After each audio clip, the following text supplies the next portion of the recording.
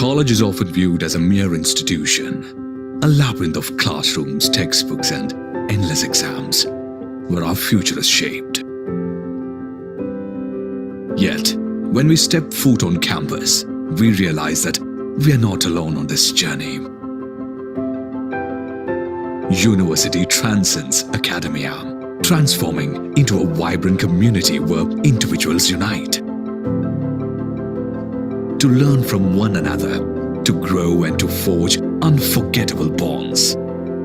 It's not always about having a precise plan. It's not always about figuring out. It's not always about reaching the finish line first. It's about discovering what we are truly passionate about. The true essence of college, however, lies beyond the confines of academic pursuits. What truly makes college so special is the life that's lived within its walls. It's about seeing things from different perspectives, exploring unique possibilities, taking on new challenges, finding joy in friendship, embracing individuality, expanding our knowledge and skills, and immersing ourselves in extraordinary experiences. It's a path that teaches us about resilience, courage, and determination. A quest that allows us to pursue our goals with purpose and clarity. A quest that helps us find balance, happiness, and fulfillment. A transformation that inspires us to live with intention, curiosity, and joy. A trail that leads us to a deeper understanding of who we are and what truly matters. It's a journey of self-discovery, where every experience shapes us into the best version of ourselves. We attend college for the education, but what we live with is a treasure trove of experiences that shape us forever. Experience a whole new world of academic excellence in a global environment.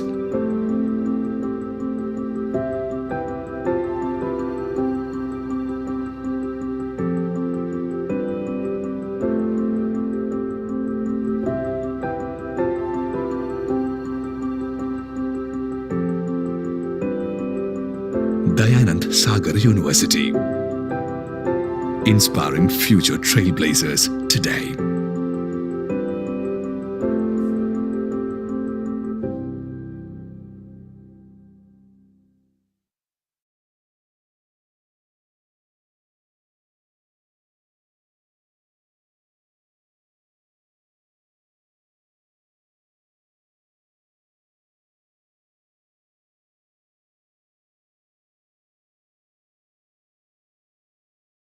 So we're good to go live.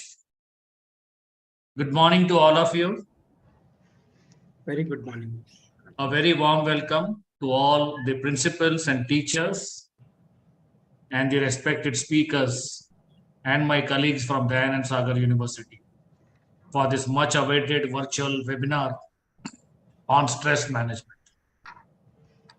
We have teachers and principals from over 250 plus schools who have either logged in through the link that has been shared through the registrations, or we also have the Facebook Live from which many of them have been able to connect with us.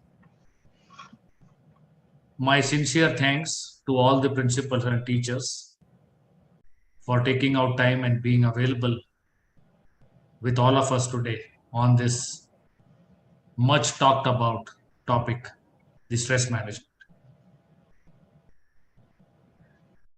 I am not an expert on this topic, and I would want definitely the speakers to talk about this. But yes, to set the context with all of you, stress is a feeling of emotional or physical tension. It can come from any event or thought that makes you feel frustrated, angry, or nervous. Stress is your body's reaction to a challenge or a demand. We all feel stress at one time or another. It's a normal and healthy reaction to change or a challenge. But stress that goes on for more than few weeks can definitely affect your health. I see that when we are interacting with the teachers community, when we go and spend time with them, they're able to feel that when we interact with some of them. The first step in managing stress is recognizing it in your life. And that's why today's topic has been taken with the experts who will be talking about it. Everyone feels stress in a different way. You may get angry or irritable, lose sleep, or have headaches, or have stomach upsets. What are your signs of stress? Let's find out that today from our experts. But yes, managing stress can help you lead a more balanced life. With these few words, I would like to take the opportunity of introducing the distinguished speakers for the day. I start by introducing Dr. V. Krishnamurthy sir. He is the research professor of chemistry at Dayanand Sagar University, Bangalore. He obtained his PhD in neurochemistry from NIMHANS in 1990. He served the Indian Council of Medical Research, ICMR, Bangalore, from 1978 to 2003 as its assistant director and head in the Division of Occupational Hygiene of Regional Occupational Health Center. He worked as the Ford Foundation Chair Professor at Kathmandu University, Nepal from 2003 to 2007.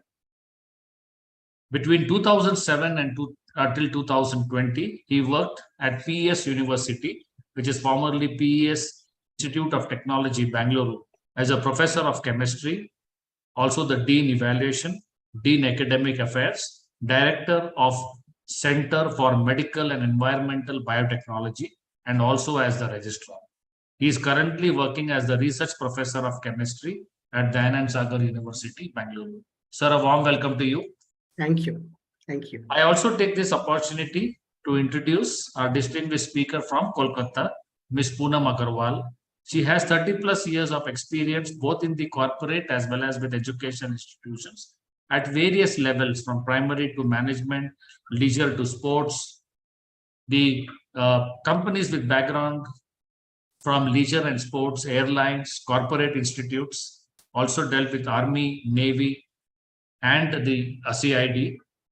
Companies with oil and gas, retail outlets to speak about.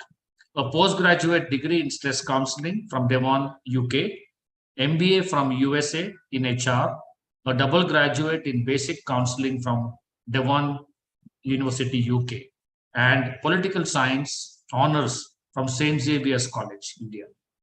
She's a certified psychometric test professional from CAMI, USA, CELTA from Cambridge, UK, and trained the trainer course and NLP practitioner.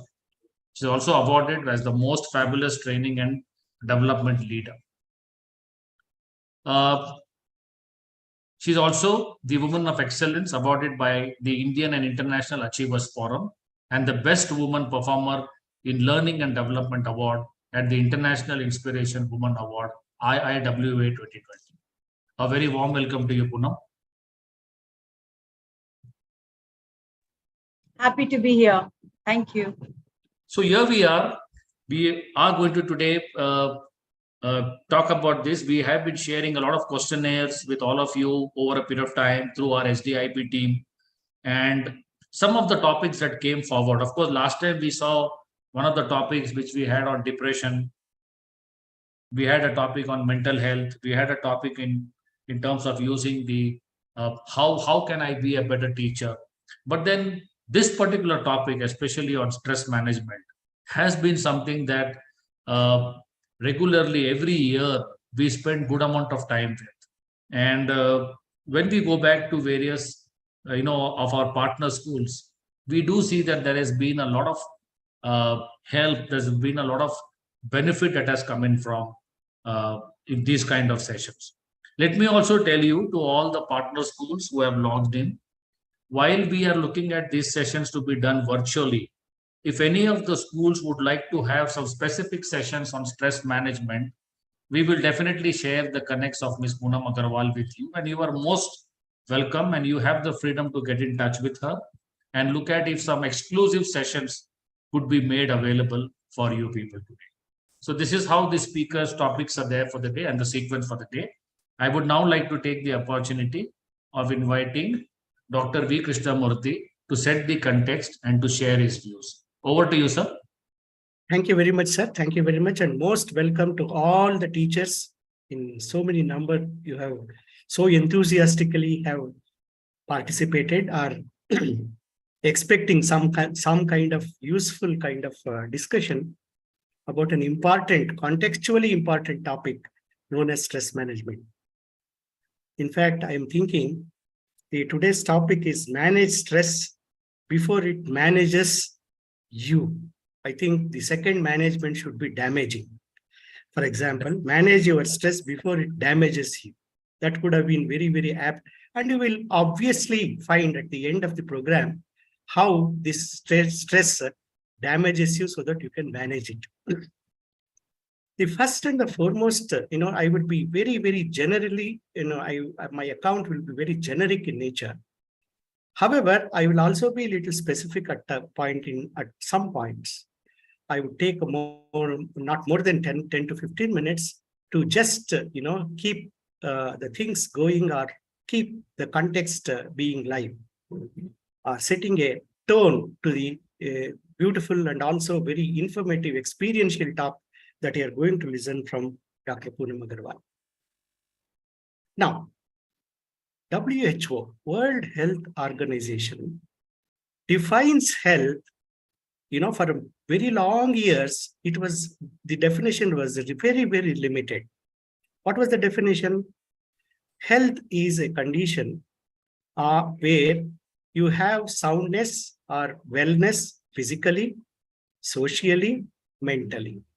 Mental, social, physical well-being constituted the health. For many years, WHO went on, kept on defining this, and the whole world was following this.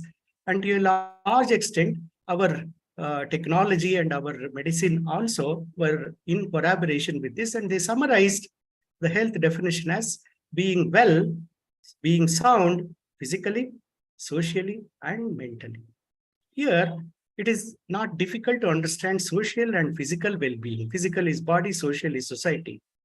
Little difficult to understand mental well-being. You see, this mind is there. It is a form of energy. It is there. It is residing inside the body. That we should understand. That is a concept. If there is no mind inside your body, body is worthless. In other words, mind has a kind of dominant role for all the acts that you do, all the actions, in fact, are of mind origin. In fact, it is hypothesized that every action in the world is done twice. The first at the mental level and the second at the physical level. In fact, today, you people have decided mentally to join to this webinar. Is it not? Mentally, you made an exercise. Yes, let us see what are all the topics that about stress management that I could get from these experts. So you have physically come and, switched on your laptop, sitting before that and keenly listening. Cleanly listening, switching on the laptops are physical in nature. But before that, you planned, you minded, you did a mental plan. So every action is always done twice. We should understand that. Obviously, action is seen, so we give more preference or more weightage to it, and mental act that we do, it is so reflex and so kind of automatic that we never cognize it. We don't mind it, But without that mental planning, you cannot be sitting before your laptops. That is my summary. But later, WHO realized that this is incomplete and we should add two more aspects to the definition of health. Now, the definition is, of late, the definition is refined and broadened and has become more comprehensive. Now, what is the definition? It is the well-being physically, mentally, socially, economically, and spiritually. These are the two words that has been added of late. What are that? economic well-being and spiritual well-being. Please understand, this has a larger connotation, directly resonating the core of the health. Now, economy means, not wasting. That wasteful thing is also, in other words, saving is earning. So economical development is use very minimal resources so that, you will produce optimal production. Be very conservative, be very don't be waste, oriented. It gives a meaning that economy also reflects the money. Economy also reflects the elimination of the poverty. Economy also reverberates the technology front and everything. And last, spiritual thing, it is extremely difficult to define the spiritual strength because it has completely to do with your mind. While we have already told mentally strong, mentally sound, now what is the spirit? Spirit is internal balance, internal poise, internal calmness, right? While we do physical activities, while we interact and transact with people, this calmness should be a kind of threadbare. Calmness should be a foundation. That is what is called spirituality. Spirituality is mental calmness because mind has a very innate property of lability and also fragility. It can fastly run. You can think so much sitting somewhere, and it is so difficult to focus. You see, and this focus is actually the calmness. The focus is actually the relaxing. The focus is actually what is known as in yogic terms meditations. And this focus makes you very calm, makes you cool, makes you relaxed. It is so much a meaning that has been added to define now, and I should congratulate WHO to having included both the economical well-being and also spiritual well-being. That is the first point that I would like to say. So the very definition of health says that we should do all actions in calmness, in tandem, in mental poise. That is the spirit. The second point that I would like to tell is, now, when we say the stress, what it is actually is, of course, Mr. Shinde has very, very eloquently told about the stress nature, but we can add on to that the mentally, emotionally upsetting condition yields stress. Stress, in other words, stress is resultant of mental plus emotional upsetting. Emotional and mental, both are mental domains. So, some imbalance, some kind of, I should say, abnormality happening at the emotional level, our emotion levels, and at our mental level causes stress. That is the meaning, mental, emotional, upsetting condition. Why?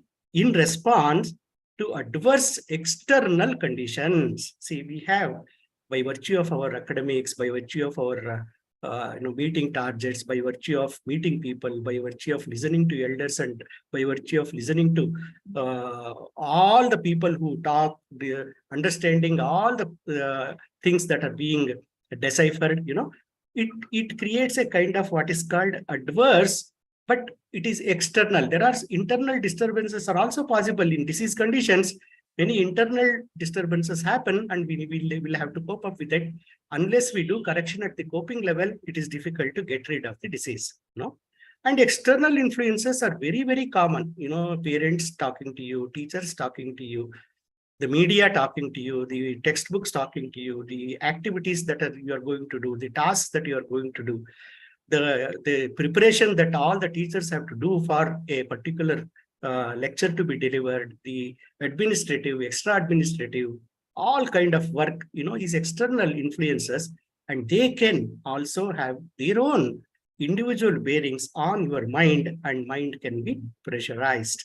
So there is a possibility there, and that is how there is a kind of little upset, both at mental and emotional level, which can cause stress. And lastly, this is capable of, affecting you physically. So the emotional, the mental activities externally originating can cause your physical imbalance. In fact, now the neurochemists or neuro health people call the diseases as psychosomatic. Somatic is physical body and psycho is mind. Many diseases which are physical in nature, expressing in physically in nature, have the mind origin.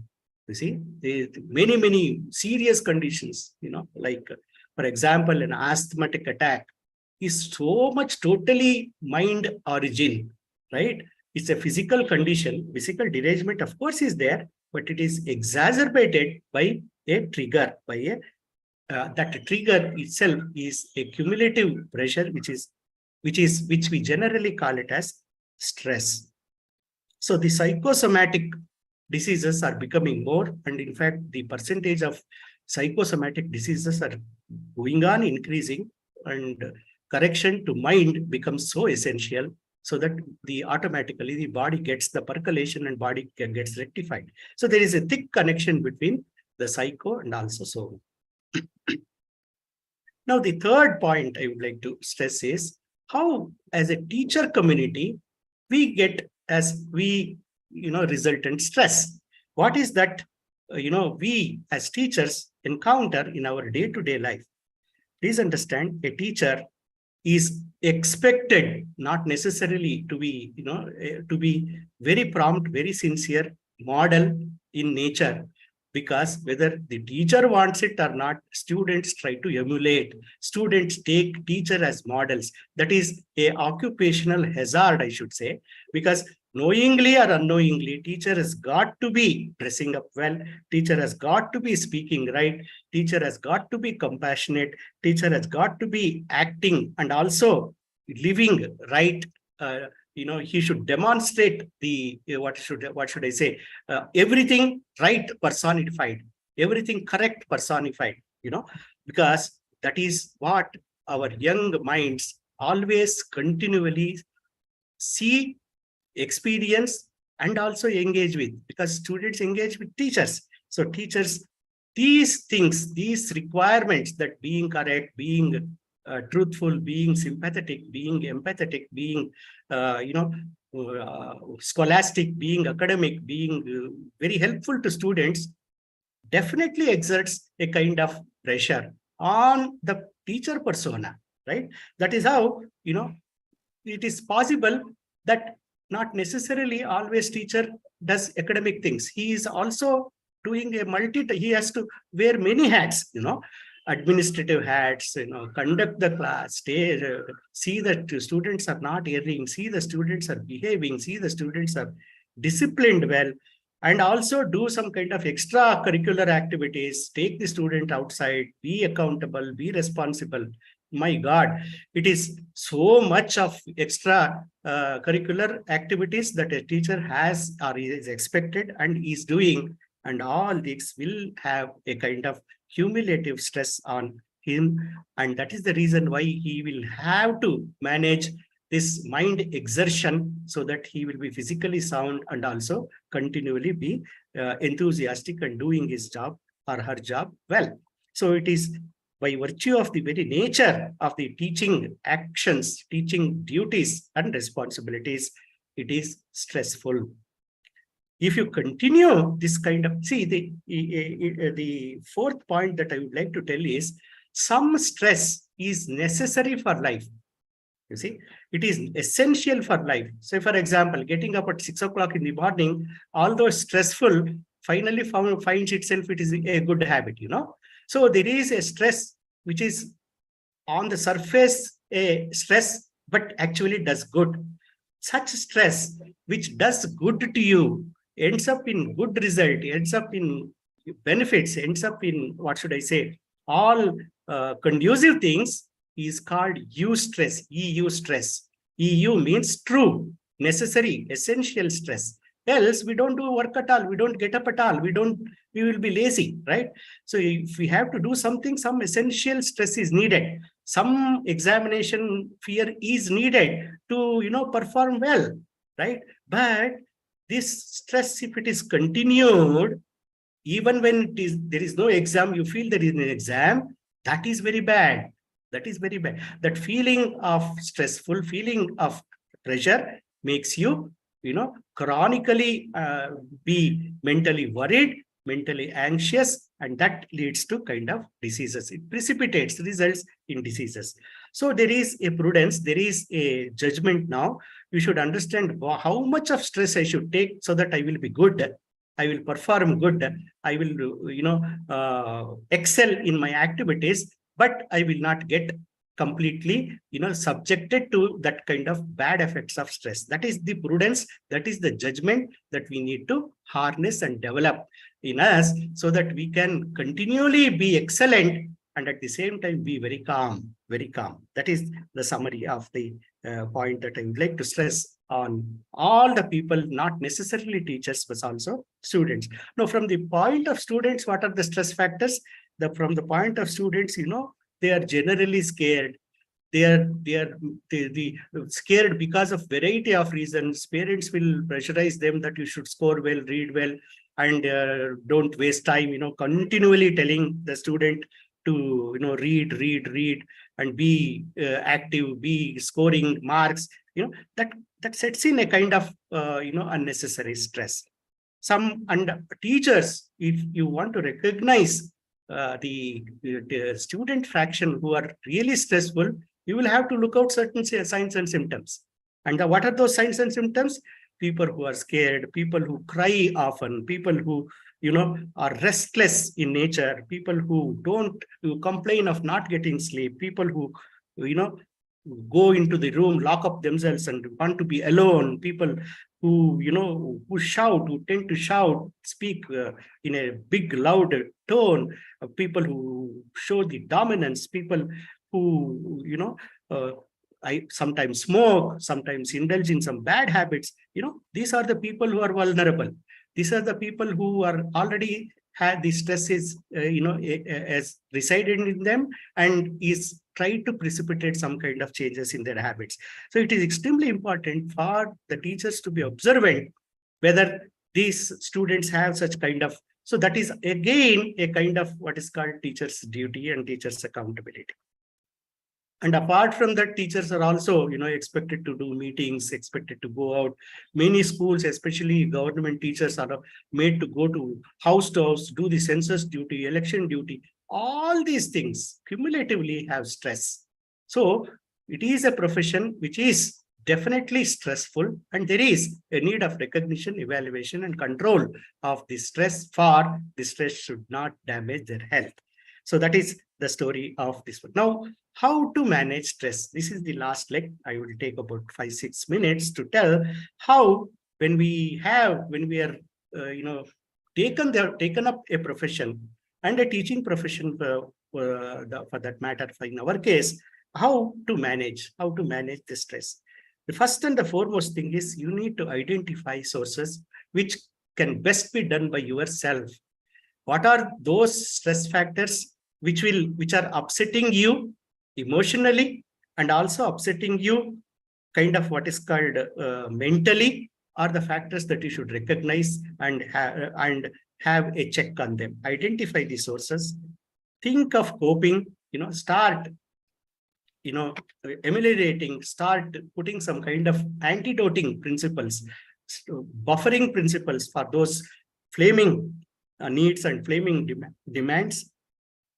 You manage your habits, definitely good habits like readings, doing physical exercises, walking, for that example, a best relaxing exercise, easy, one can do, anybody can do at any point in time. Walking, having some exercises for your body, having some exercise for your mind, practicing yoga, and kind of thing, not taking it very seriously, not target bound activities, not being oversensitive, not being very perfect. Please never be. See, perfectionism is always an idealistic situation. Not necessarily we should be perfect, but we should be excellent, and also kind of what is called, we should be realistic in nature. We should succeed in doing, rather than, curbing some small things, some, deviations or some minor here and there happening, and taking that as the major thing and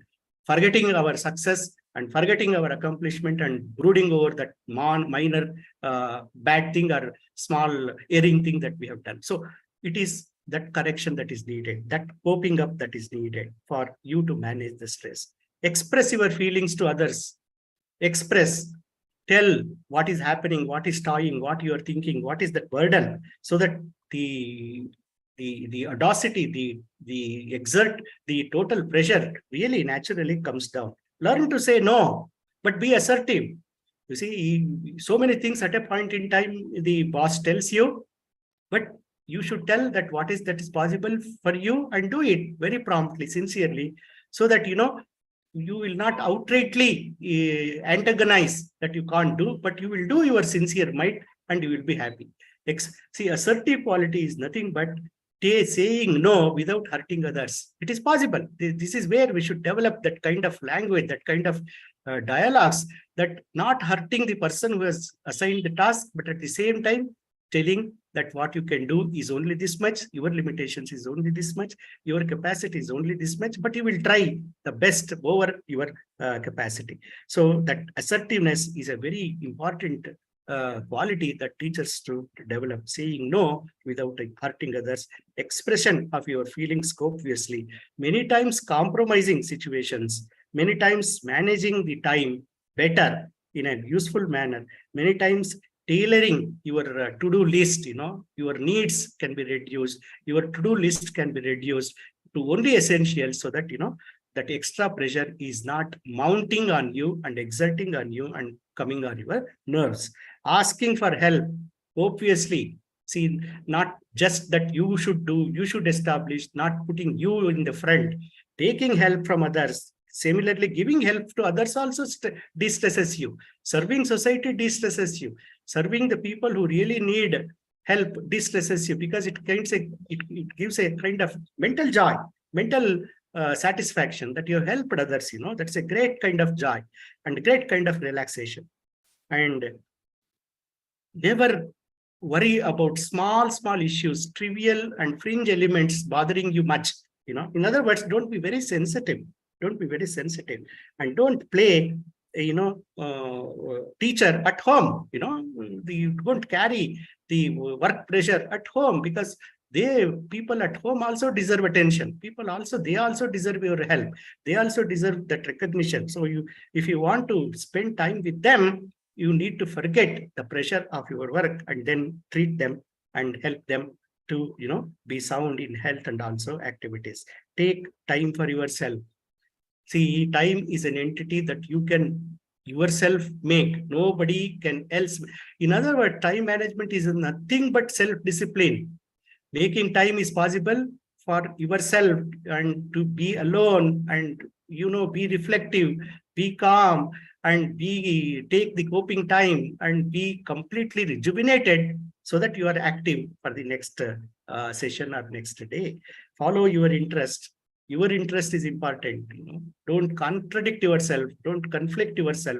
These are all mind exercises that you should do to reduce your stress. Now, the benefits of stress is, as I already told you, you know, please understand, some pressure is needed, but that pressure should not be continued. See, there is a joke, there is a saying in, you know, in chemistry parlance, they say, coal and diamond, you know, coal is black, diamond is shining. Why? Both are carbon only. Why? Diamond are shining because it has taken a lot of pressure. And at the same time has an individual characteristic, right? Coal did not take, so it is black, so it is burnt, right? So pressure is needed, stress is needed, but that should be under your control, that you should be able to manage, that you should, once you understand that it is out of your control, come back to normalcy, cope up, so that, you know, there is a titration, there is a kind of balancing act. And of course, you will have academic pressure, you will have peer pressure, you will have students will have parents pressure. Students can also, you can also have financial pressure. You can have relationship as a pressure. entity. And also you can have the future uncertainty can be a pressure. See, these are all the things we should anticipate. We should anticipate. Don't dwell on the small mistakes. Don't make it large. Don't keep it as they deserve. Let it not mar or discourage you and demotivate you, depress you. Right. So set realistic goals and do something that is nice to you and others, so that both can be happy. And please have a balanced habits. Learn good habits which will shine your behavior, which will mold your character, and you become useful to yourself and others. Some kind of outside things that you can do, which are extrinsic in nature, is sports. Engage in sports, especially physical activity. It could be exercise, but regular. And it can be reading books in library. These are all de-stressing things that you could easily in your environment do very, very successfully. Win or make friends, good friends, interact with them, exchange ideas with them, and do constant outdoor activities. And what is you can do at home that can relax? You can listen to music. You can play with pets, play with children, play with instruments. And, these are all very, very de-stressing things. They are all the coping tools of the excess stress that is so common outside and during the profession, during discharge of duties. So you can read books, you can be very engaging, and you can be having a habit of instrumental music or singing music. You can have these soft habits with you, which will definitely help you. And of course, what can you do yourself? You can do yoga, which is holistic thing and totally nervous in nature. Strength of nerves is because of yoga. Strength of muscles is because of sports. Both are good for you. And deep breathing is nothing but relaxing thing, meditating things, stretching activities, and relaxing things are extremely important. They will never be eager, never be anxious, never be irritable. These are the things which are negative. And making suggestions, advices to your own mind, which is called positive mental attitude, having hope in front, having hope in predominance can reduce your stress. So in the last, let me conclude by saying that, stress is so common. Everybody should encounter it. Everybody should recognize it. Everybody should evaluate it, quantify it, and everybody should be capable of controlling it. All the three have got to be practiced: recognizing, evaluation, and control. And please use the mind as a tool so that you can make it so wonderful, so sharp, and so activity based that you can achieve anything that you can imagine, and have realistic goals and move forward. So finally, it is the recognition, evaluation of control in that sequence only that can alleviate stress, save you from the damage of stress. Thank you very much. Thank you so much, sir, for the context setting and sharing your views much in detail on the topic of stress management. Thank you so much, sir. I now would like to invite Ms. Poonam Agarwal to take over. Over to you, madam. Yes. Good morning, everyone. Morning. While I try to get my PPT flashed,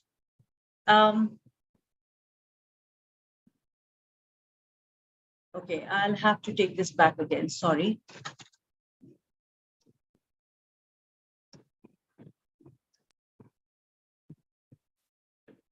Mr. Srinivas Shinde, I wasn't able to select the voice while I was sharing. Every time I'm stopping it, it's not giving me the option. Just go to, click on the screen sharing button once. Got it. All right. And then on the left, you get it. Good.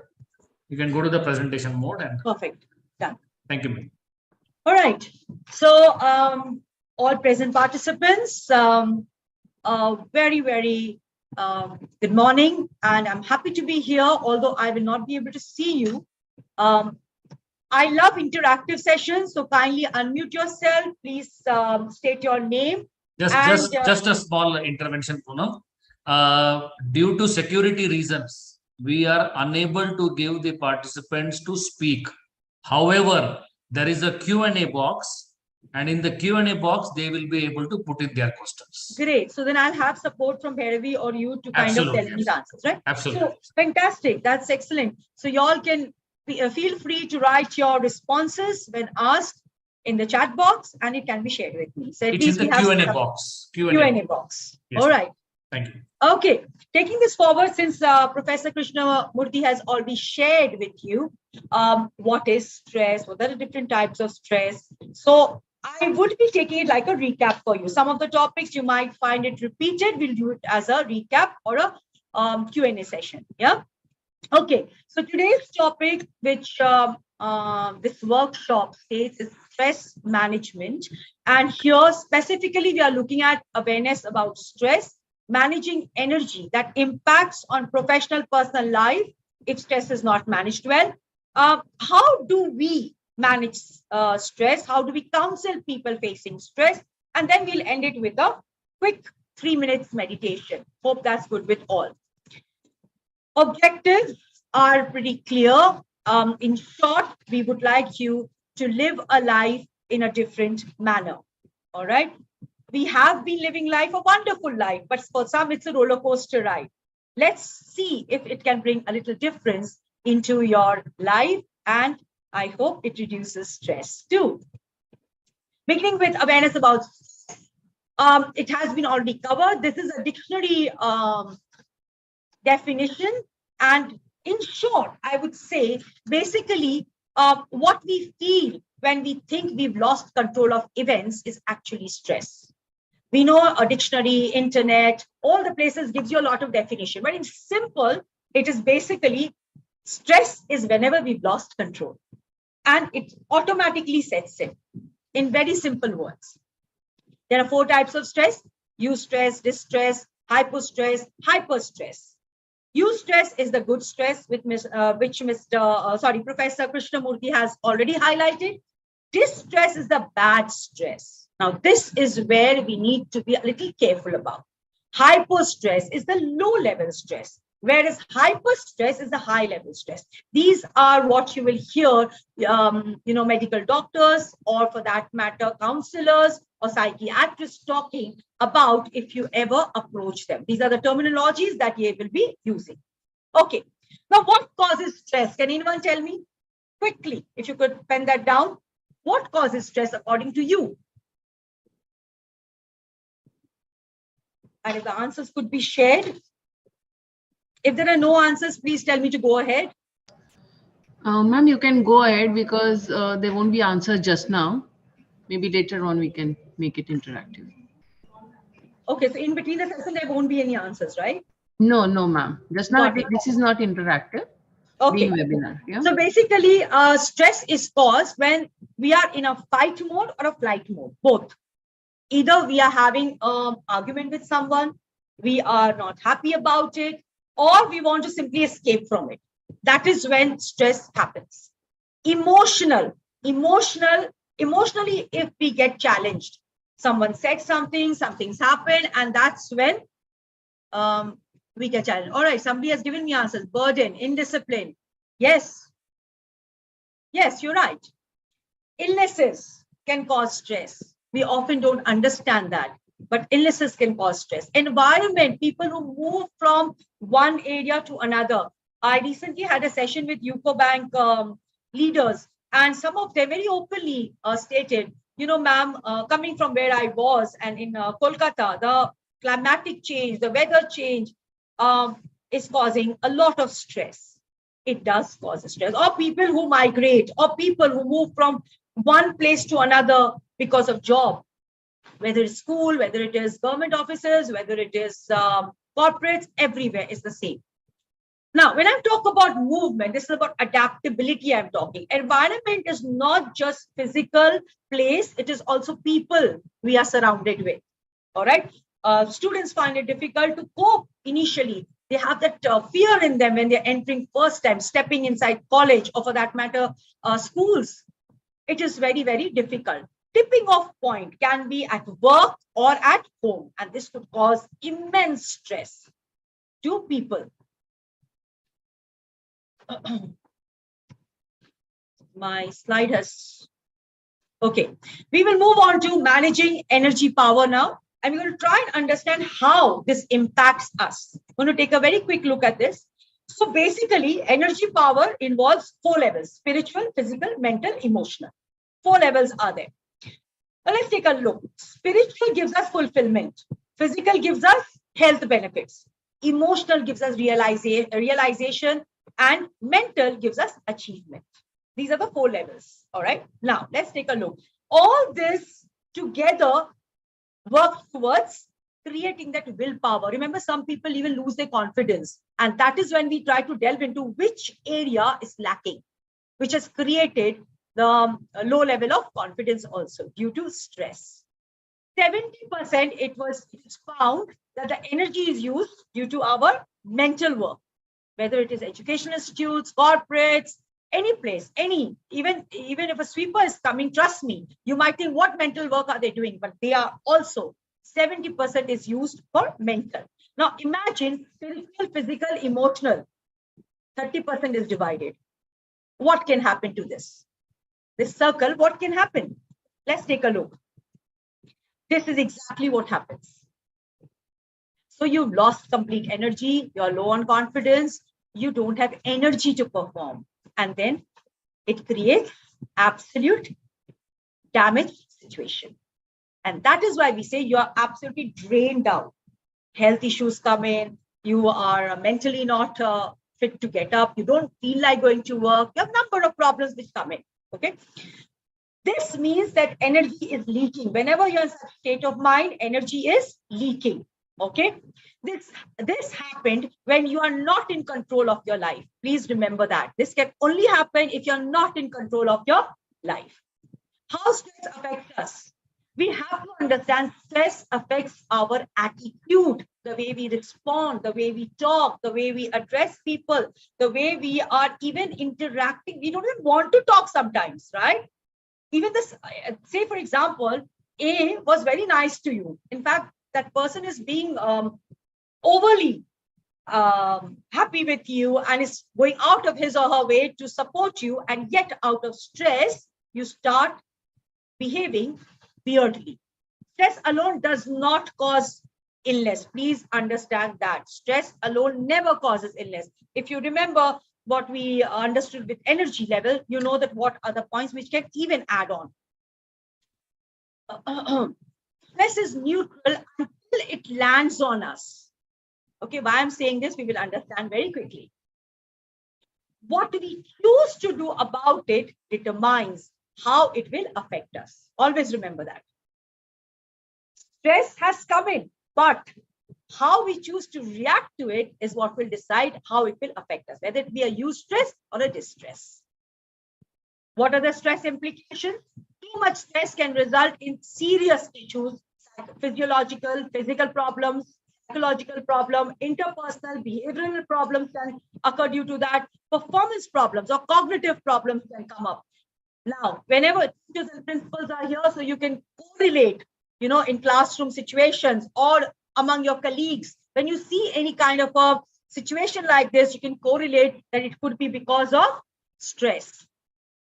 Now, you have to also understand it largely depends on, like we said earlier, environment, the background of the event, the duration of the experience, and how we are able to manage it. 3 very, very important things it depends on. Yeah.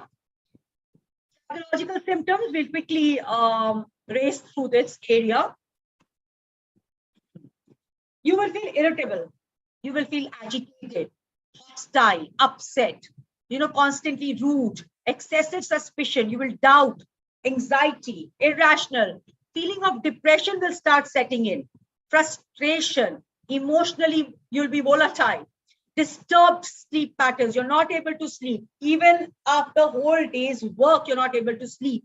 Restlessness, negative thoughts will start setting in. talking too quickly, too loudly, constant feeling of tiredness, getting worried over nothing. You will feel dull, lack of energy. You will work for long periods because obviously you're not getting sleep. Memory problems. We often start feeling we don't remember things. We are forgetting things, forgetting names, forgetting people, confused. All right, decision making becomes difficult.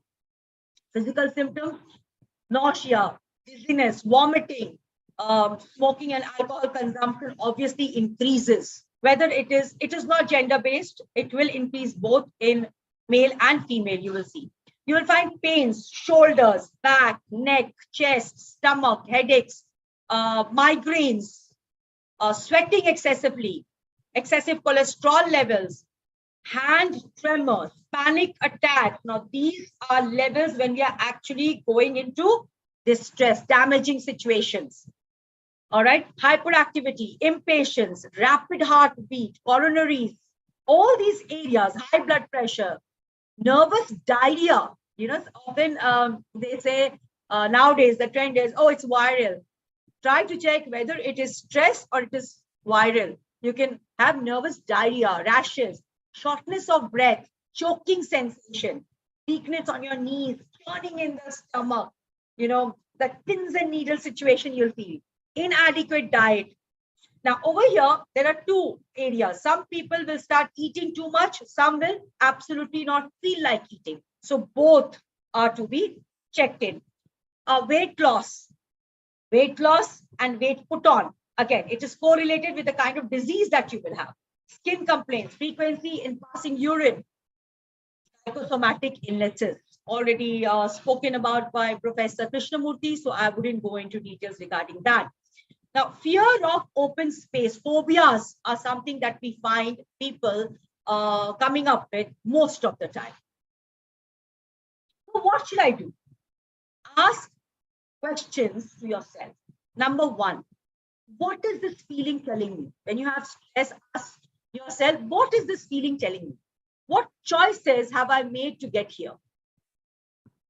Why did I make these choices? Start analyzing it yourself. What's holding me back? What are my options? Now, when you ask these questions, these are self-analyzing questions when you are going through stress. Same questions would be even referred to you by a counselor. How am I doing? What am I trying to accomplish that is causing so much of stress? Can I survive it? If you can, go ahead. If you can't, be open, honest, and practical. What is happening to me? What are the psychological changes I can see, physical changes I can see in me? What is stopping me from moving ahead? All these kinds of questions and more are what the counselors actually start using with you to understand your situation and help you come out of it. But however, you have to keep in mind 5 important factors about stress. Stress is inevitable. You cannot say that I will not have stress or I don't have stress. Everybody has stress. For some, it can be low level. For some, it can be high level. Everyone gets stress. Stress is harmful while you're handling failures. Please remember that if you're dealing with any student, anyone who has recently faced failures, be very, very careful in choosing your words while you're talking to them, because it can lead to harmful situations, often suicide. We can learn to fight stress successfully with support. Please understand that. Don't give up on people. Stress can be managed. What is stress about? Stress is about changing lifestyle. When I say stress can be managed, we have to understand so changing. If you see the example here, I'll just pick one here. Irrational self-talk in a situation. I have a huge paper due in 2 days. I'll never get it done. Why did I take that stupid class in the first place? Some of the students, you'll hear them when you're passing down the corridor, students having that conversation. However, the rational self-talk would be, I worked well under pressure in the past. I know I can do it again. So that is about changing your thought process, changing your way of handling it can often help. This is what you can help your students see. If there is a situation, how do I look at it? From which angle do I look at it? I can always look at it in a negative way, but let me see, what have I done in the past? What strengths do I have? How can I handle it better? Stress is about power. if you can handle it, the confidence that you will get once you've achieved what you're about to achieve is immense. This is about self-esteem. Self is about playing. We have to be careful how we are addressing people who are handling failures or are in such situations. Very, very important. Managing stress, we'll go on to that. As Dan Rupees would say, stress is the trash of modern life. We all generate it. But if you don't dispose it off properly, it will pile up and overtake your life. And that's sad. Let's take a look at action steps. Like Professor Krishnamurti already stated, first, it is important to accept I'm undergoing stress. If you don't accept it, then nobody can help you, not even a counselor. All right. So first is to accept. And trust me, that is where 75% work is done. If you have accepted it, then rest is all 25%. Now, one is identify current level of stress. How do we do that? Generally, a counselor would use a burnout self-test or ask you to write stress diary, which is maintain a log for a couple of days, couple of months, or keep asking you questions and get that thing done for you. To identify at what level are you first. Overcome overload stress. How do we do that? At work, job analysis. Take a look at your job. What am I exactly supposed to do? What am I doing? Am I aligning it with that? As a student, what am I supposed to study? What am I doing? Do I have to do everything today? No. Time organizing is very, very important. Of course, SWOT analysis, you're all aware of what SWOT is. So I won't go into detail of telling you what it is. SWOT analysis helps at every level, whether it is student, teacher, corporate, top leaders, CXOs, everywhere it works. Planning to avoid failures in performance, looking at what the situation is, not leaving it for last minute, keeping those buffer times and trying to look at the pros and cons. What are the things that I may face? What can avoid me in completing it? How can I counter it? These are the ways you can avoid overloading stress on yourself. Locus of control is something that the counselors would do for you. And of course, there's a very beautiful book, Covey 7 Habits. It's wonderful to help your students self-learn or yourself follow that as well. Apparently stressful situations. Now here is where we look at stressful situations in a much more positive way. You can visualize it, people who are visual learners. So imagery works pretty well. Physical techniques and thought awareness are good for those who are kinesthetic mostly. Rational and positive thinking. Looking at it, now I'm not saying positive thinking alone, I'm saying rational and positive thinking. Some things are unavoidable and you have to counter it, okay? Channeling your feelings into performance, whether it is worry, whether it is anger. Worry is something mostly when surveys were done, found more higher in women than in men, okay? But it exists in both, all right? So how do we channel it is what can help you overcome your stress. We're going to talk about some quick, simple relaxation techniques. Bhairavi or Mr. Shinde, please do tell me if I'm running out of time. Yeah. I have No, just sir. sent you a message in your chat. You could just see that. Okay, done. For stress relief, the best technique is breathing. Now, everybody say breathing.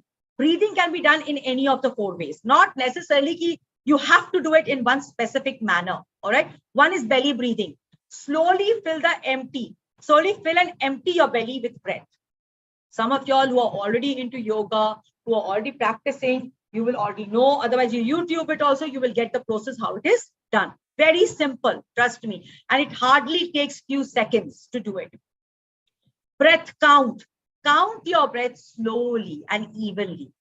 That kind of reduces your raised anger often. And that kind of brings you down to level. Mindful breathing. Pay attention to the rhythms of your breath. Breathing visualization. This is something we will practice today. So you might get an inkling of what I'm talking about. Visualize taking in something positive with each breath. Stress management through progressive muscle relaxation. What are we doing here? Basically, first we tense our muscles and then we relax it. And that is why it is called progressive muscle relaxation. Yoga, meditation, pranayam, All these are great stress releasers. Music, mandala art. Now, this has become pretty often. When I take a F2F, often this is one session that I include, and people walk out of the rooms with thorough enjoyment and they say, yes, ma'am, this works for me. So this is something even I do till now. Trust me. When I'm highly stressed out, this is one thing I bring out, and I am doing it on my own, and it releases immense stress. Try it out and you'll know what I'm talking about. Pottery. Pottery is another common thing. Gardening for women who are at home. Cooking. Or, of course, spa. Spa, I've shown the picture of a woman here, but that does not mean that I have left out my male friends. Both. It's nowadays everybody. Stretching exercises, as you can see, are highly, highly helpful. Now, some people say, but ma'am, how will I do it when I'm at work? These stretching exercises that I have shown over here pictorially are those that you can do even at work. Whether it's in school, whether it is at work, whether it's at home, you're sitting on your chair or sofa, easily you can try them out. Now, self-help. How do we take some self-help, right? Exercise, okay?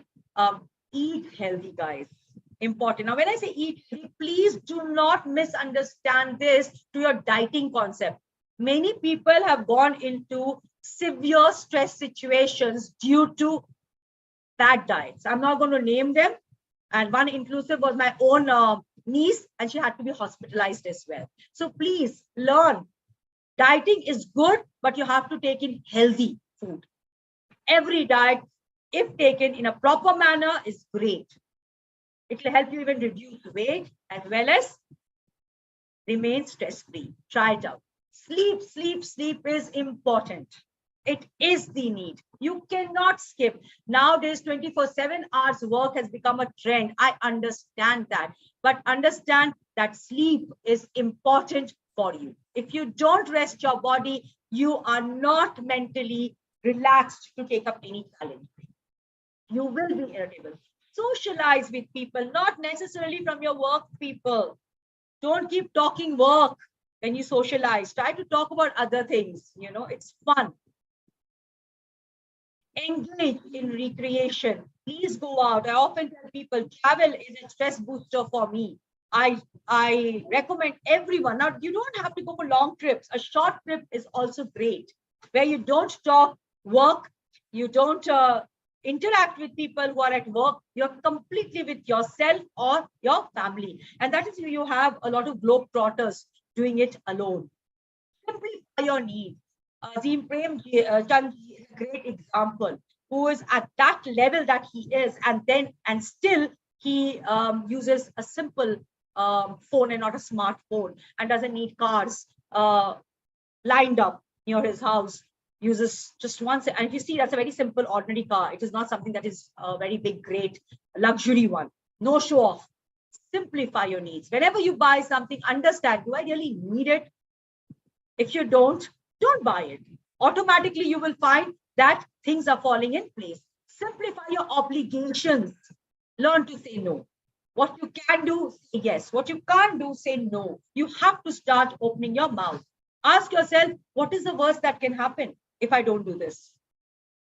You know, one of them told me during one of the sessions that we had, you know, ma'am, if I go and tell this to my boss, he might shout at me, and worst that can happen to me is that I can lose my job. And that fear stops me from being honest with him. So I don't know, how does it make you feel? So very, very stressed because I am not happy. I'm not able to give my 100%. Then I said, both are not giving you results. The choice is yours. You can see both. You yourself are telling me, if I do this, this is the worst that can happen. But the problem is I'm not even satisfied. If you're not satisfied, will you be able to perform? No, it will anyways result in you losing the job. Right? Try saying it, because you thought that is what can happen. Who knows that can open doors to something else. Don't be demanding. Mentally prepare for failures. Most students, like he said, WHO has stated, do you know that India is the top leading in depression cause, which is often caused out of stress. Children have been given everything nowadays. You know, so now what happens is if they don't get something, they are not prepared for failures. They want it and they can't accept failures. And that is what is leading into severe depression and even suicide. Mind your own business. Sometimes it's good to mind your own business. Why do I need to be so inquisitive? Why do you need to even know what my neighbor is into if that's not necessary? You know, minding your own business keeps that brain empty of unnecessary thoughts. Be grateful for what you have. Gratitude is very, very, very important. Make you your top priority, not 10 other people. What am I supposed to do? What am I here to do? Your best, put in your best. What others are doing, no use. Mind your own business, right? Yeah, Poonam ma'am, one small request. Yes. You'll have to go slightly slow because participants are being online. They will take some time to reflect upon. So, request you to go slightly slow. Okay. Okay. Yeah, Thank you. thank you. All right. Stress acts as an accelerator. It will push you either forward or backward, but you choose which direction. Please understand this quotation sums it up so well what I've stated. Stress acts as an accelerator. It can either push you forward or take you back. But it is you who decide which direction you want to move. What are the counselor's way? Now, before even talking about the counselor's way, I would like you to view this video. And we often feel, that chote bachche mein, small child, how can they be stressed, right? Let's take a look at this and you'll know. I don't want to eat them ever again. Oh, do you think so? What will you eat instead? I will eat whatever there's on the table, but Okay, sorry, let me just I don't want to eat them ever again. Oh, do you think so? What will you eat instead? I will eat whatever there's on the table, but not chicken or meat. Why do you think you don't want to do that? Because they're animals and I like animals. So what will we do if we miss eating chicken and meat? I don't miss eating chicken and meat. How about fish? Fish? Yeah. Fish? Is it an animal? Yeah. I won't eat that either. Oh my God. So what? I won't eat animals. Okay. So what do you want to eat? What kind of food do you want to eat? Anything's on the table, but not animals. Why do you feel sorry for animals? Because they're nice, and I know that we cook them sometimes, which is not very nice. And I know we like to eat animals that we cook, but that's not nice for them. Yeah. Do you think they suffer? I think that they don't really like being cooked in the oven. I hope you could resonate with that. This is so simple. And sometimes we don't even understand why the child behaved like that, right? So this was what was unveiled when they interviewed this child who was going through massive stress and started crying, throwing tantrums for a number of days. And then finally, they realized it was because inside this child was going through pain at such a young age. All right. So stress can set in at any time. What do counselors do, or how you can help, counsel the people who have come to you? Empathy. Empathy is the first thing. Very, very important. Okay. Active listening, patience. Have patience. Okay. No human being is perfect. All have difficulties and problems in life patterns, no matter where they are, no matter how they are, wherever they are placed. Everybody. Recognizing self-worth is very, very important. Writing down all positive factors. You can ask the person to write down what they're good at, something that they can be very proud of themselves. Learn to say no. When I started getting certified as a counselor, I remember we had to take sessions and we also had to undergo sessions. And that is when I learned, that I must write down. They told me, write down what are your positive points first, what are your strengths. And till today, where I'm highly stressed, that paper is what I look at. What am I proud of? My certificates. Sometimes I take it out. Learn to say no has helped me manage stress in much, much better manner. So I'm talking with experience, not theory, not something just taken theoretically from some place and placed over here. Time is spent in discussing and exploring. You do not, this is like having a chat with a friend. When you're talking to them, you empathize, you're actually listening. You're giving them that listening ear, and you are exploring ways in which balance can be reached to accommodate all the relative areas of work, family, social life, hobbies, leisure pursuits. So these sessions are not ever a one-time session when you're counseling with a student or person, any individual. Rome was not built in a day. Some will take maybe lesser time to recover. Some will take longer time. So you have to be highly patient with them. Sometimes they will keep repeatedly telling you, and you have to keep listening to them.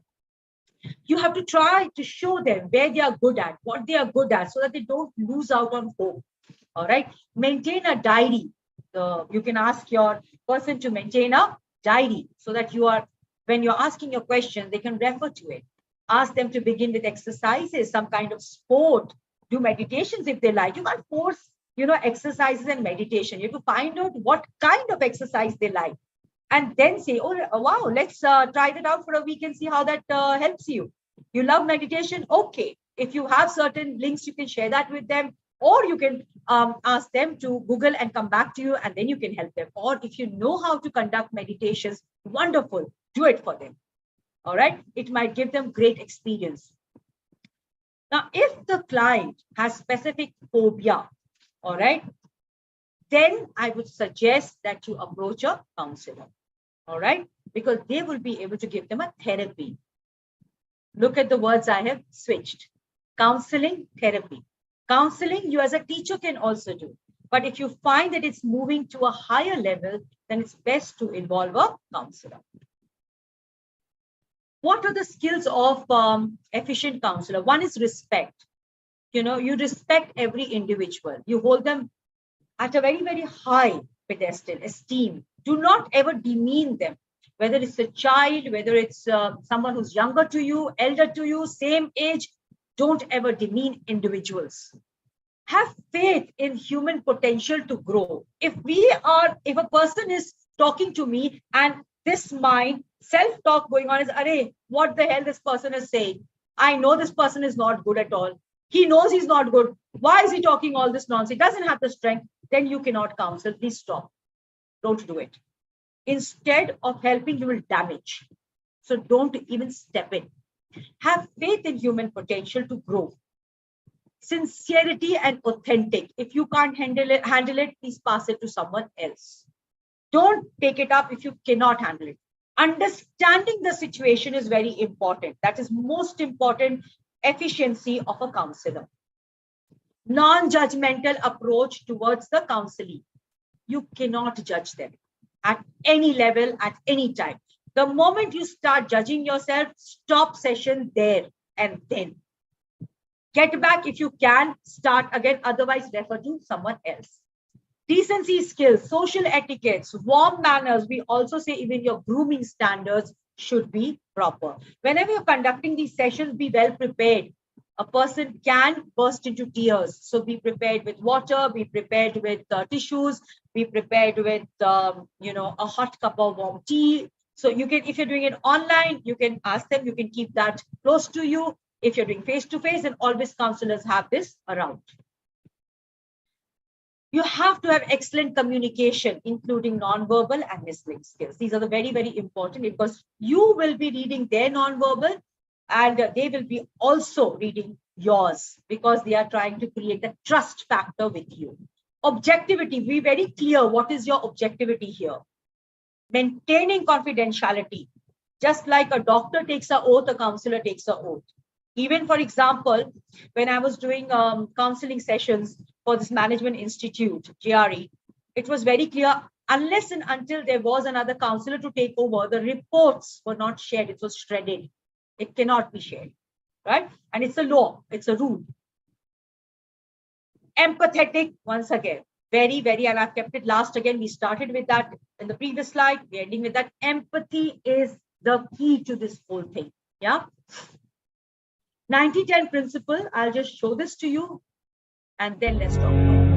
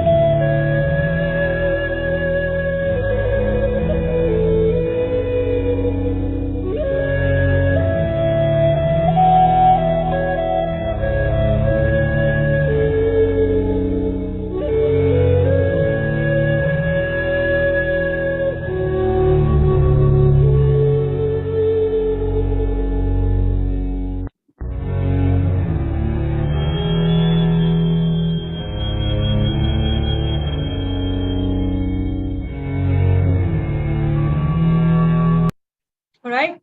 So I'm sure the 90-10 principle is now clear to you. If you have any questions, you can address it to me. Basically, in simple words, it says whole thing depends on how you react. 90% depends on how you react to the situation. Okay. I would like to just simply go back and show you one more slide. Since we have time, I would love to show you the slide I have here. Okay, post this. Would you like to experience a nice meditation session? If yes, I will have the video. See the video on.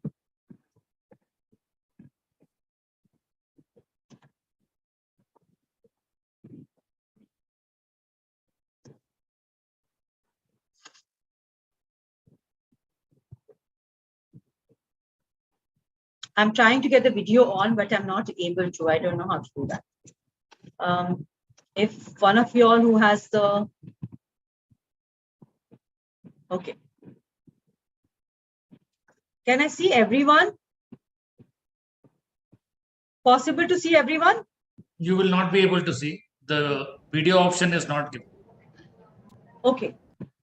So I will do it on my own then. I request you all to follow it, right? What you have to do basically here is your palms should be kept on your laps facing upwards, and you will continue following my instructions. Those who are going to be experiencing this, close your eyes, take deep breath through your nose and breathe out through your mouth. Once again.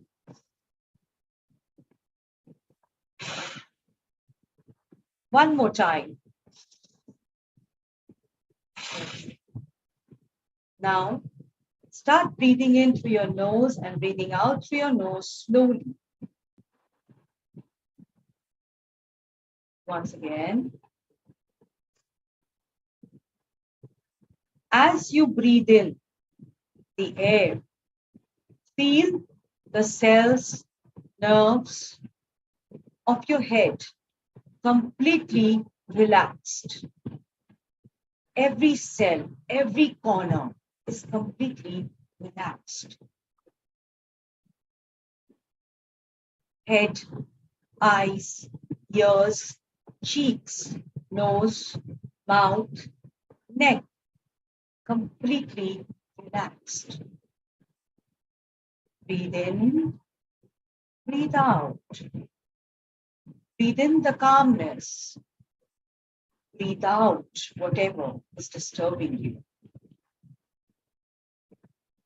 Your shoulders are relaxed. Full arms are relaxed. Chest, stomach, root chakra, leg, knee, feet, toes. Every part of your body is completely relaxed. Breathe in, breathe out. Breathe in, breathe out. Your aura around you is calm, energized, completely. Feel it. Surroundings. Feel it. We will be chanting Om 3 times, and those who are Christians can chant Amen, and those who are Muslims can chant Allah. Yeah? Om.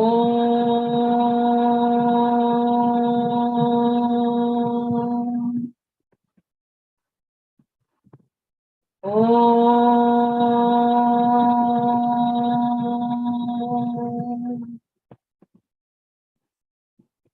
Om.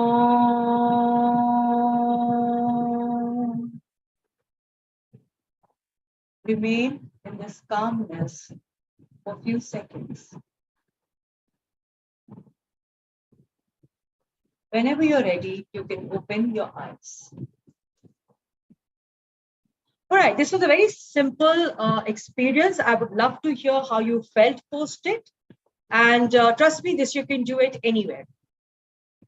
while you're traveling, while you are at work, anywhere you can do this. Very simple words are used. You can see it's basically taking from top to toe, every part of your body. And whatever religion you are, you chant that little word to relax yourself, and you see the amazing effect it has on you. Okay. I hope you enjoyed it. I would like to, since we were talking about energy, first I would love you to see this video and then we would conclude.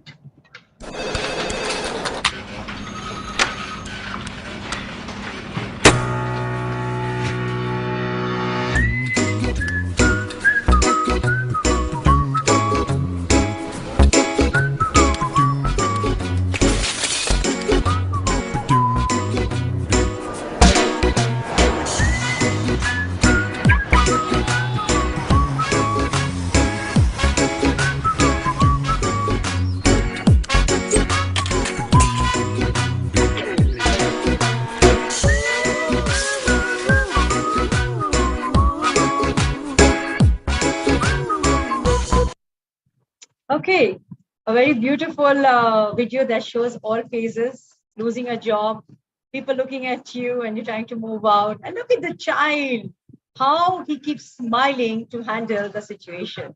If you can do that as a child, nothing like it. Yeah. Continual growth, good quality relationships, physical health and fitness, maintain your personal power. Be happy, guys. Having a meaningful vision as well as faith in yourself, life, and God makes a whole lot of difference.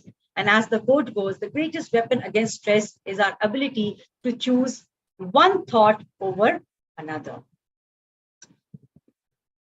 I would end my session at that note.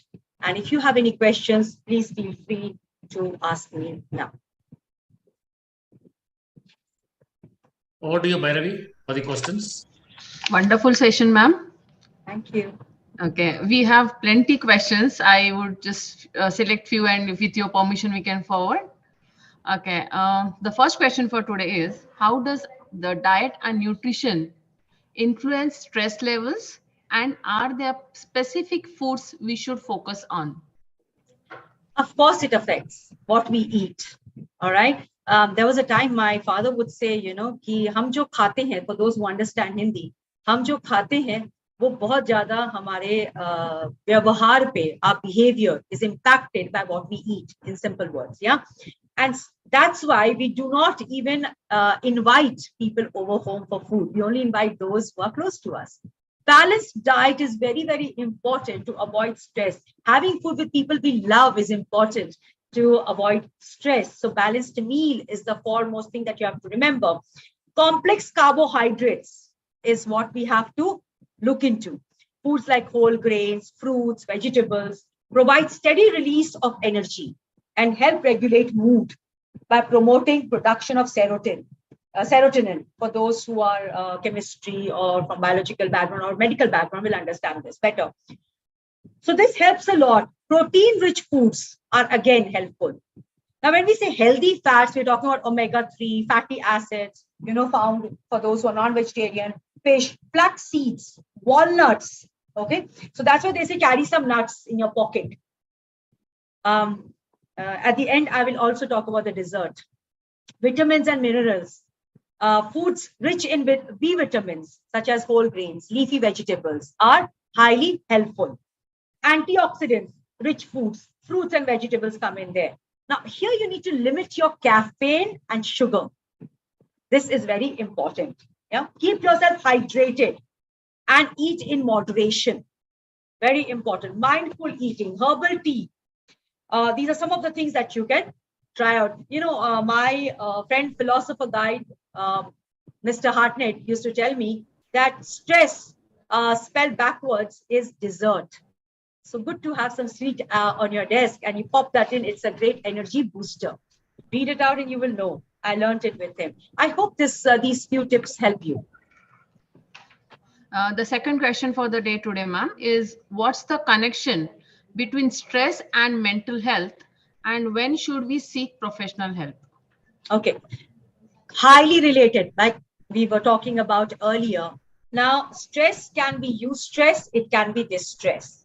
The moment distress starts setting in, you see you're going into depression or consecutive days you are facing stress. That means it's something needs professional help. And that is when you have to approach someone who is professional. Now, initial level, you can always keep your support group. Could be people you trust, friends, family members, people who can positively understand and boost you. Avoid talking to people who will try to bring you down. Then, if you see that is not helping, time to approach a counselor.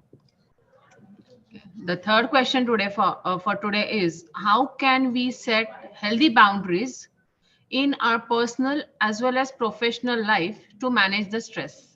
Often what happens, main reason for not being able to have a healthy boundary is we cannot say no to people. Yesterday, I was coaching someone and this leader told me that, ma'am, I'm having an issue because I have become too close to the team members I'm working with. So often what happens is that when I give them a time-bound work, they do not do it. And I land up going back home and completing it because I feel scared to even tell them that they might take it amiss. Time to take hold, take control of your situation. What you have to do, be honest and do it. Keep your professional life and family life separate, right? Work-life balance, very, very important. Learn to say no. What I cannot do, say no. Don't keep the other person also lurking. That's not good. Both ends do not create stress. Don't take stress. Keep that option open. I can do this. Yes, I can do it. Let me commit to it. If I can't do it, be frank enough to tell them, no, that's not possible. Whether it is a family challenge or a professional. Okay. Moving on to our fourth question. What are the potential benefits of seeking counseling or therapy to address stress-related issues? When you approach a counselor, first is that you have a safe space. You know that they are not going to be judgmental. Number two, whatever you're sharing is confidential. Third is that since they are professionally certified, so they will give you correct guidance and give you the correct support that you need.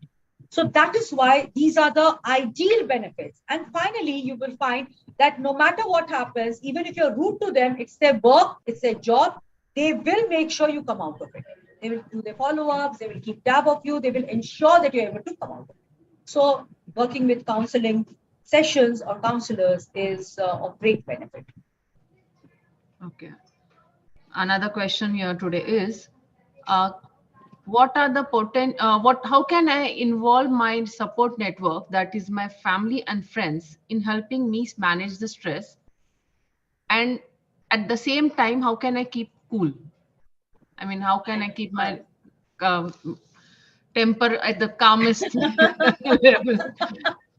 Yes. So family and friends, the problem nowadays is there's a major gap. People hardly are open with their family. Very few families I've come across who have a heart-to-heart chat with each other. All right. So high time you start having a chat. I will give you one example that was in Dubai. I had this friend of mine and we were having a conversation. He said, Poonam, I've never hugged my father. I so want to hug him. I want to thank him, but our culture has not taught us that. So I said, how about this time when you go back? His birthday was coming. I said, hug him, tell him, get him a cake and see what the feeling is. It was a life changer. Take that first step, guys. Family is someone who will stand by you no matter what. They can scold you, but they will always stand by you. So time to be open and frank with them. You have to express your feelings. You have to tell them, I'm not a mind reader. Please understand, your parents, your friends, your family are not mind readers. They can be whoever they are, but they're not. They are also tied up with their own tensions, own work. So you have to be open. Tell them, I need to talk to you. I need your help. So be open. You have to give me time. All right. So that is how you can do. Now, how to maintain cool during these such conversations? We say address your situation with people you trust most. Okay. If I have the fear running behind that, okay, this person is going to start judging me, start saying things about me, then best don't talk to them. All right. Your family are the people who won't judge you. Okay. I had someone who was a counselor himself, and he went through a situation. Now, please understand, counselors are also human beings. They also need, but the problem with them is worse, because since they know the techniques, it becomes difficult for them to even follow them, because they know what the results would be. So for him, approaching people became a challenge. He started approaching people, friends, etc., and they started judging him. They started saying, "But you are a counselor, na? So why do you need anyone else?" Please be have that empathy in you. Everybody is a human being first, so everybody needs it. And if we have that empathy, we can. Remaining cool is we also have to understand that the other person is also trying to understand me. So let's be a little patient, open up slowly. That breathing exercise, which I said, counting your breath, would really work wonders here. Okay. One last question for the day, ma'am. What are the potential benefits of seeking counseling or therapy to address stress-related issues, and how can we, manage this based on our unique situation? I think first part I answered, Bhairavi, right? Benefits of seeking counseling. Seeking Do counseling. you want me to repeat that? Yes, you can just repeat that. Okay. So benefits of seeking counseling is, again, you have the safe space. All right. A person who can share with you in confidence. Nothing is going to be leaked out. Nothing is going to be shared with anyone. If I have the permission, I can share a little bit without taking the name. I once had a counselee who had murdered 4 people from his own family. And he was sitting right in front of me discussing it. Not that I was not scared when he told me that, but then the mind frame was that I am a counselor, he's my counselee. And that's how the session went forward. And I'm happy that he has come through. Now, in such situations, if the situation becomes worse, then you can also approach legal. Then you have to inform legal. But here that was not required. A safe space, they will never reveal it to anyone else. So you are safe. You can say whatever you want to. You can even get angry with your counselor, and the counselor won't judge you. That's the best part of it. That's the job. They will see you through. They will make sure you come out of whatever situation you are, even take you through the medical requirements if needed. Yeah. Or stop you from committing suicide. I am not boasting, but by God's grace, even you can see on website, unknowingly, I had people who wrote back to me that, "Ma'am, when I was sitting there, you didn't know, but I was about to commit suicide. And out of your motivational sessions, not even counseling session, I'm talking about motivational sessions, they came out of that thought of committing suicide and giving life another chance." So it does help. The second part, Bhairavi, I've missed out. What was that? The second part of your question?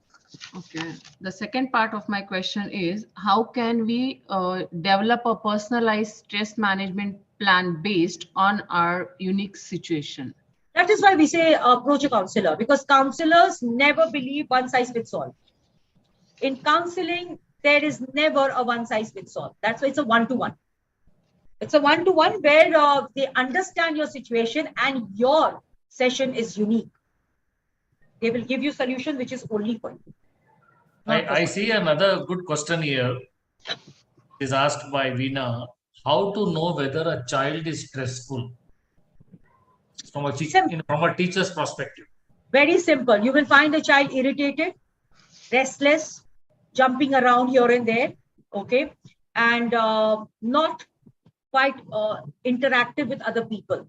Snapping people, snapping them. They can be even throwing things, throwing tantrums, all right, throwing things at people. And if you tell them to do something, they might even say, "I will not do it." On notebooks, often they put those with the pencils or etc. You'll find hard lines, hard marks, which is out of stress. So you can make out them. And of course, their facial expression, even some of them burst into tears, like you saw one of the videos. So that could be one. I think they will not even be able to concentrate, and maybe No, a they teacher won't. Restless. will be very easily able to see that because you're on the other side, the students are facing you. It's actually an art to see, when you're concentrating on the entire class while teaching. If you keep your eyes rotating, It's one art by seeing that whether a student is concentrating, not concentrating. And, maybe a teacher's eye is able to catch that very fast. Very true. Absolutely right. Also, Yeah, eating. but- Eating habits are also quite obvious. Correct. With your permission, one last question for the day, ma'am. How do introverts relieve stress? This is what actually you answered before only, but somebody wants it in detail, I will. So if you can answer. So introverts are people who love to do things on their own. So music is a great therapy. Art, they say, engaging, using your fingers, take a canvas, don't have to look at what you're painting, use your fingers and try doing it. It can be anything. And finally you say, wow. Or gardening. Some of the people who love cooking, start doing that. If you enjoy reading, read. So mandalas is like my favorite, right? Creating those beautiful mandalas. So these are some of those. Pottery is yet another way. Introverts can come out of it. Thank you, ma'am. With this question and answer session, I believe we can close the session. And Thank we you will so much. I'll just leave with this one quote from Hans. It's not stress that kills you, it's a reaction to it. Please remember that's the crux of it. Yeah. Thank you for having me here. Thank you very much. Ma'am, we extend our heartfelt gratitude to Professor V. Krishnamurthy, sir, for gracing us with his invaluable insights. Our sincere appreciation goes to Ms. Poonam Agarwal, ma'am, who generously shared her expertise despite having busy schedules. A special acknowledgement to the esteemed principals and dedicated teachers whose commitment to join us today for this webinar is truly commendable. Furthermore, our heartfelt thanks go to our cluster team from across India. Their meticulous efforts have ensured the successful assembly of all the participants from this segment for this significant session. With this, I would like to also inform the participants that e-certificates will be shared to all the registered attendees within next 2 to 3 working days. We will look forward for your valuable feedback and suggestions. You can get back to us. Thank you so much. Thank you, ma'am. Thank you, sir. Thank you very much. Thank you. Thank you so much. Thank you, Poonam, sir. Thank you. And thank you, Vikyam, sir. We look Thank forward you. to seeing Thank you soon in the sir. next Thank session. you. Thank you. Thank you.